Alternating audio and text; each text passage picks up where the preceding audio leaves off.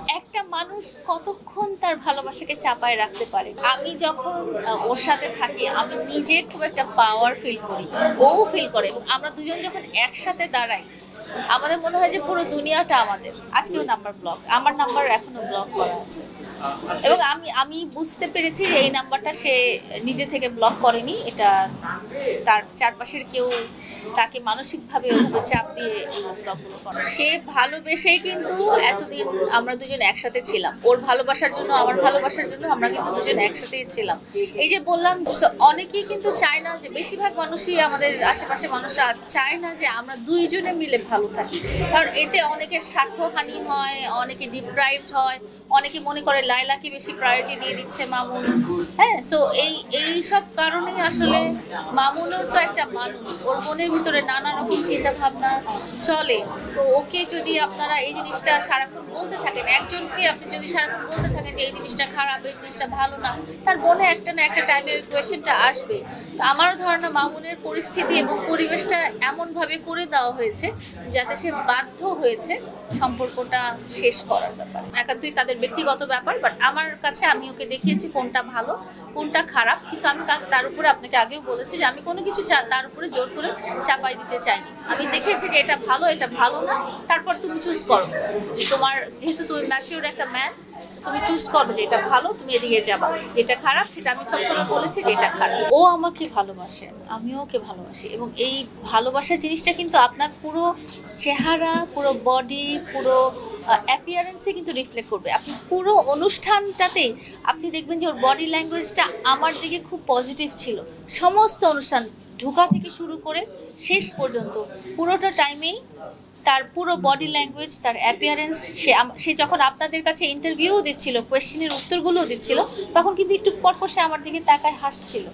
হ্যাঁ, এই কাজটা কিন্তু সে নাও করতে পারতো, বা এই জিনিসটা কিন্তু আমি তাকে বলে দিইনি যে তুমি এভাবে করবে বা এভাবে বলবে, বা বাইকে চড়ার ব্যাপারটাও কিন্তু আমার জানা ছিল না, এটা একটা সারপ্রাইজ ছিল আমার জন্য। ও জানে যে আমি পছন্দ করি ওর পিছনে বাইকে উঠতে। তো এই জিনিসগুলো তো, একটা মানুষ কতক্ষণ তার ভালোবাসাকে চাপায় রাখতে পারে। আপনারা যতই ট্রাই করেন না কেন, তার আশেপাশের সবাই যতই ট্রাই করুক না কেন, একটা না একটা দিন তো আমি শিওর যে আল্লাহ তাআলা কোনোদিন জাস্টিস করবে। আপনার মা বাবা যতই আপনার আপন হোক না কেন, আপনার বন্ধু বান্ধব যতই আপনার আপন হোক না কেন, আপনার লাইফ পার্টনারের সাথে আপনি যেভাবে লাইফটা শেয়ার করেন, তার চেয়ে আপন মানুষ কিন্তু দুনিয়াতে আর কেউ নাই। পৃথিবীর সবচেয়ে আদির রিলেশন কোনটা জানেন? স্বামী স্ত্রী। হ্যাঁ, তো তার মানে হচ্ছে আল্লাহ তাআলার তরফ থেকে এই যে ভালোবাসাটা, সেটা চলে আসে একটা এরকম রিলেশনের উপরে। মামুন কিন্তু কালকে কখনোই বিরক্ত হওয়া তো পরের কথা, সে বরং এমন ভাবে আমার সাথে ছিল, বা এমন ভাবে তার অ্যাপিয়ারেন্সটা ছিল, দেখে মনে হয়েছিল যে আমরা সেই আগের মতোই, আমাদের মধ্যে কোনো ঝগড়াঝাটি কিছু হয়নি। মামুনকে বিদায় দিয়ে আসেনি, আসলে আমরা একসাথেই বের হয়েছিলাম। তারপরে মামুন যেখানে যাওয়ার, আপনি বলেছিলেন আপনার নাম্বার ব্লক করে দিয়েছিল। হ্যাঁ হ্যাঁ, তারপরে কালকে আবার ফোন দিয়েছি নিয়ে, আজকে কি নাম্বার ব্লক? আজকেও নাম্বার ব্লক, আমার নাম্বার এখনো ব্লক করা আছে, এবং আমি বুঝতে পেরেছি যে এই নাম্বারটা সে নিজে থেকে ব্লক করেনি, এটা তার চারপাশের কেউ তাকে মানসিকভাবে ওইভাবে চাপ দিয়ে এই ব্লকগুলো করে। আসলে আপনি বারবার তৃতীয় পক্ষ বলছেন, আসলে তৃতীয় পক্ষের কি লাভ যে একটা সংসার ভেঙে দেওয়ার?